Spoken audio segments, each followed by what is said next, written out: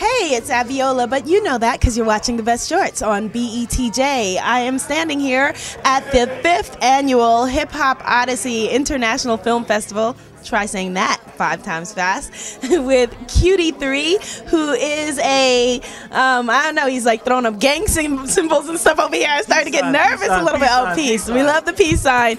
How do you describe yourself? Are you a musician, a filmmaker? What are you? I consider myself a multimedia, multi-platform producer. So we have a broadband hip-hop channel called QD3.com. We have mobile distribution, and we do film and television production and music and film scoring. So.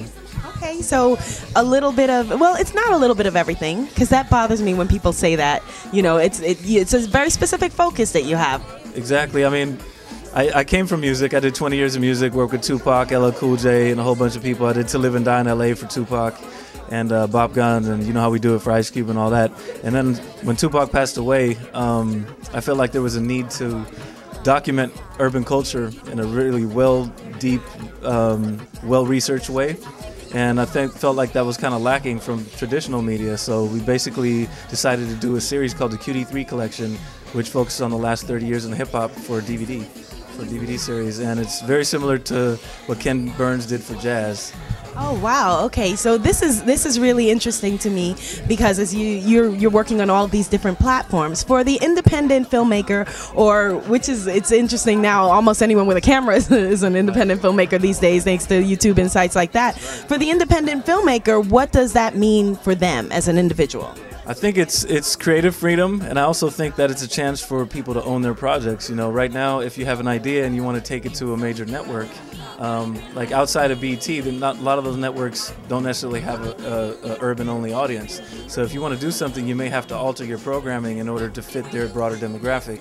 So I think what's great about the internet and new media, like even mobile platforms, is that you can try things out and tell your own stories. You might have somebody who just has a webcam and they sing really well, and they get on there and they do a 3-minute piece where they sing a Beyonce song, and this has actually happened recently, and you end up getting a deal, you know, just by taking 5 minutes out of your life and putting it online. So I think it's really kind of leveled the playing field in how people get access to an audience. So you can go to YouTube right now, and for free you can create your own channel. So it presents a huge opportunity to kind of have your own voice, produce stories that are true to who you are without having to go through the filtering process of a network. So do you consider yourself a culture producer? As a part of you're making culture, right? Or are you making culture? Are you exploiting culture? Are you sharing culture? Or are you a culture producer? Our mantra, I feel like a culture producer in the sense that I won't necessarily get behind something that I don't feel is going to make a positive change or lead to a positive conclusion. And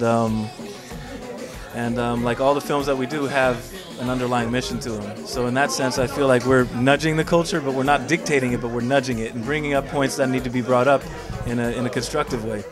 So what does your name mean? It's very technical, and I'm trying to find some kind of meaning, because my name is Abiola Abrams, so sometimes people call me A squared. What does your name mean, QD3? QD3 is basically an acronym of my full name. So I'm Quincy Jones III, and QD3 is an acronym of that. So, and it also stands for Quality Digital 3-Dimensional Entertainment. When I say 3-dimensional, it's a lot of the images that you see in the media right now, as far as hip-hop goes, are somewhat 2-dimensional, you know, and we're looking to add that 3rd dimension and kind of humanize the genre. So I like that. Brothers just have acronyms now. That's kind of exciting. BT.